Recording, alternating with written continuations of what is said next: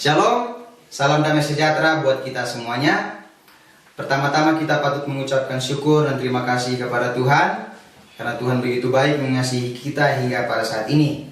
Yang kedua, saya juga mau berterima kasih kepada Bapak Ibu dosen yang telah begitu baik mengajarkan saya dan juga membina saya, dan khususnya kepada Pendeta Stimson Huta Galung selaku pembimbing saya, dan sebagai penguji 1 Pendeta Alvin Hendricks, dan penguji 2 Pendeta Rudolf Sagala.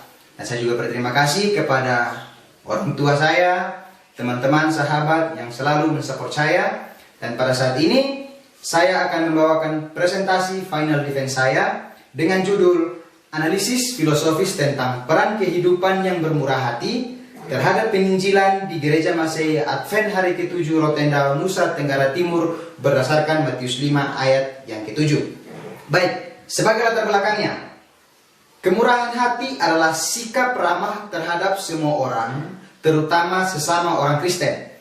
Jadi kebaikan dan kebajikan itulah yang merasakan kesengsaraan orang lain, semangat yang berkaitan dengan kasih sayang penderitaan orang yang menderita. Kemurahan hati tidak sama dengan kasih karunia. Jadi kemurahan hati ini mengkhawatirkan kondisi seseorang yang menyedihkan, sedangkan kasih karunia itu menyangkut kesalahannya yang menyebabkan kondisi itu. Jadi kemurahan hati membawa orang berdosa dari kesengsaraan menuju kemuliaan. Itulah yang dinamakan perubahan kondisi. Kemurahan hati adalah hal penting dalam proses penginjilan. Hal ini juga disertai dengan roh kerendahan hati, sehingga roh Allah dapat bekerja dalam diri masing-masing umat Tuhan. Nah, dengan demikian mereka dapat menjalankan dengan baik Injil yang berasal dari Tuhan yang Maha Kuasa untuk mempersiapkan diri dengan baik melalui tabiat yang sempurna dalam Yesus.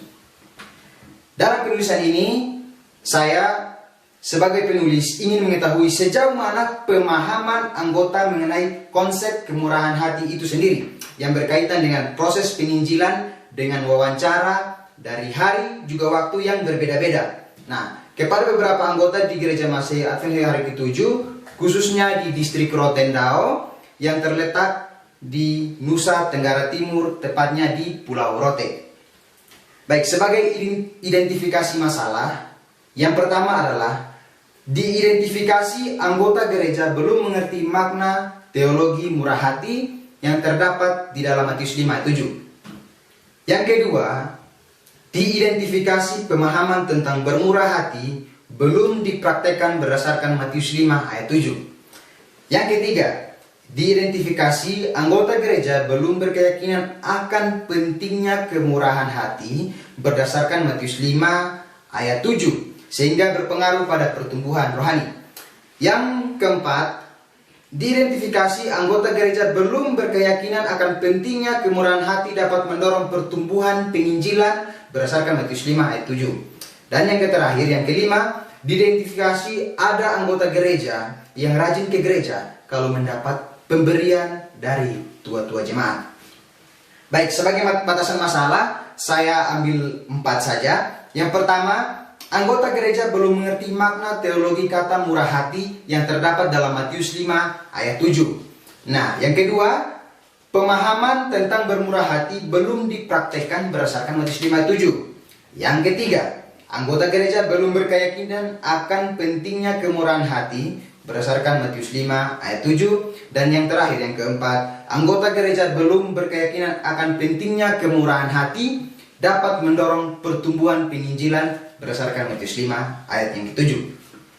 Baik, sebagai abstraknya, dalam penelitian ini penulis meneliti pemahaman terhadap makna kalimat murah hati berdasarkan Matius 5 ayat 7.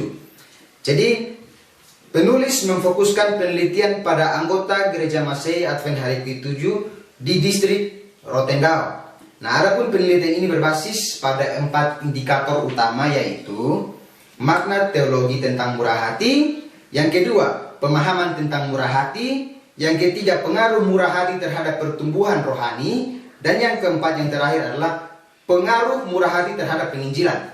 Nah, seringkali masih ada beberapa orang yang belum paham tentang hal ini, sehingga pemahaman dan juga praktek murah hati berdasarkan Matius 5 ayat 7 ini kurang baik.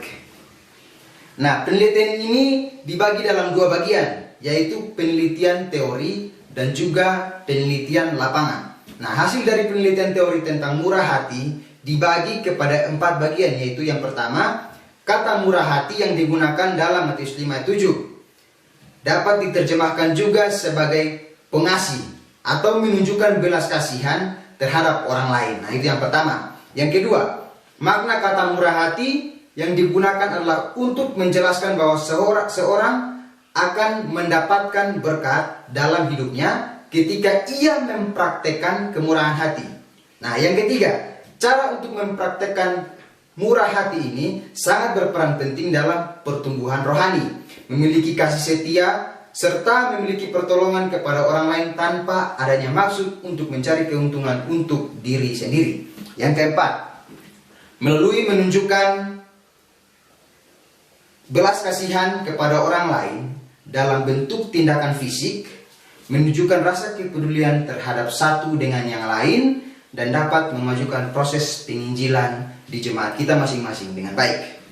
Nah, hasil dari penelitian lapangan yang dilakukan melalui kuesioner yang dibagikan kepada anggota jemaat di distrik Rotendao dibagi menjadi 4 indikator, yaitu makna teologi tentang murah hati, pemahaman tentang murah hati, pengaruh murah hati terhadap pertumbuhan rohani, dan juga pengaruh murah hati terhadap proses penginjilan.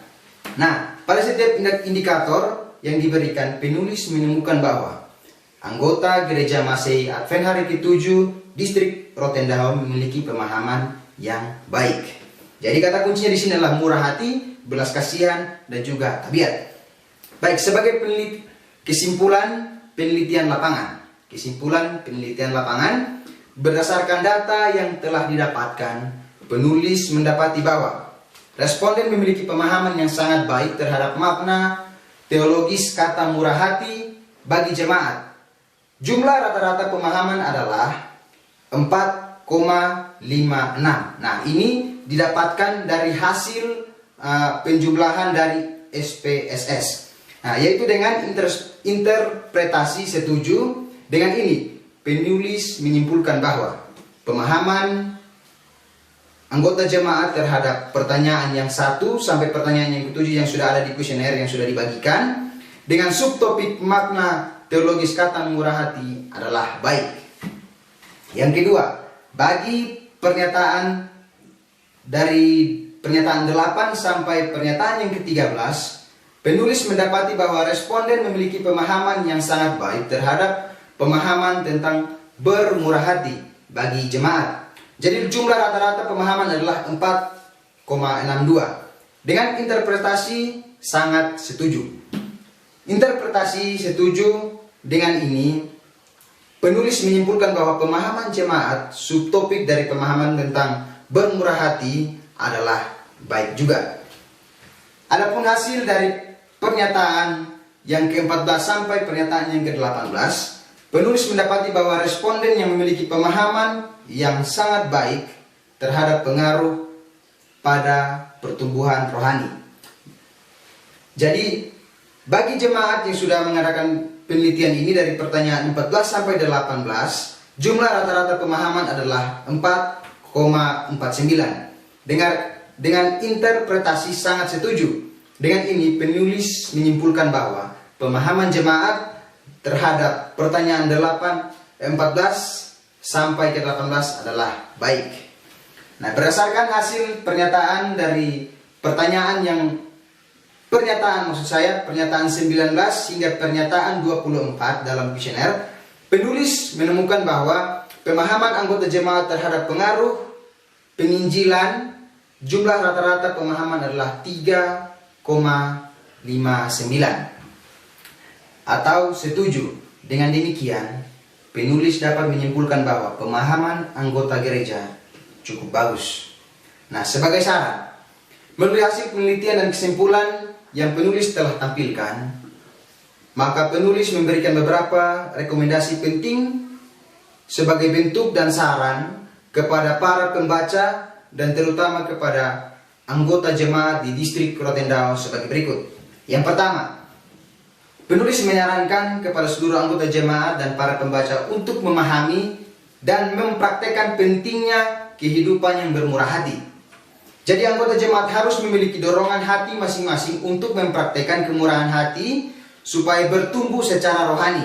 Nah, penulis juga akan menyampaikan melalui seminar, kelompok pendalaman Alkitab, dan melalui khotbah-khotbah yang akan disampaikan di jemaat nanti. Yang kedua, penulis menyarankan kepada para gembala jemaat, khususnya jemaat di distrik Rotendau, untuk memberikan dorongan kepada setiap anggota jemaat agar selalu memfokuskan diri kepada standar yang telah Yesus berikan, khususnya dalam Matius 5 ayat yang ke-7.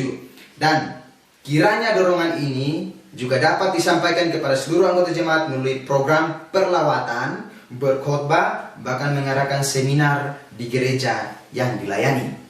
Yang ketiga, penulis juga menyarankan ketika para pembaca mulai untuk melakukan praktek bermurah hati, haruslah disertai dengan kedewasaan rohani. Nah, tidak perlu menghakimi orang lain, melainkan saling membantu dan memenuhi ajaran Tuhan Yesus sehingga kita semua dapat menjadi saluran berkat bagi orang lain, melayani bukan dengan maksud dan tujuan tertentu untuk mengambil keuntungan bagi diri sendiri. Nah, melainkan untuk kepujian dan kemuliaan bagi nama Tuhan. Yang keempat, penulis juga menyarankan agar anggota jemaat atau pembaca lainnya untuk mempelajari dengan sendiri skripsi ini, sehingga dapat mengetahui apa yang Yesus harapkan kepada pengikutnya dan bertumbuh dalam kerohanian serta kepedulian dalam melayani orang lain, khususnya bagi mereka yang membutuhkan. Baik, demikianlah presentasi yang saya bawakan. Semoga bermanfaat buat kita semuanya, dan kiranya Tuhan Yesus memberkati kita semuanya. Amin.